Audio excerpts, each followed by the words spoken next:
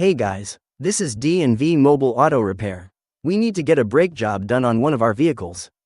So we brought it into the garage and we have a ramp that can raise the vehicle and try to help us remove the brakes easily rather than putting on a jack stand. So if you need to get a brake job done, give us a call. You can see how high this will go. And we can do it out of our garage, making things faster so that we can access the underneath as well as work on all the four wheels.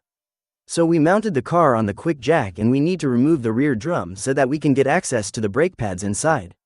It's been a little bit of a while. The best way to do this, there are no nuts, there's nothing. Remove the wheel, bang it a few times.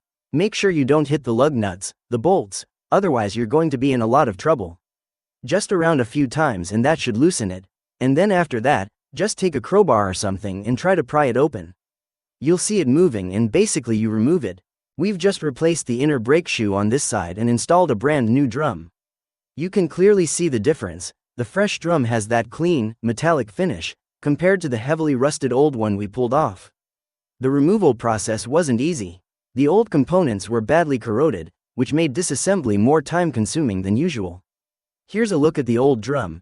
You can see just how much rust had built up over time. Now that the first side is done, we're moving on to the opposite side. We've already fitted the new brake shoe here as well, and this is the new drum that's about to go on. With the drum now installed, everything's looking solid. All that's left is to refit the wheels, torque everything to spec, and this brake job is complete.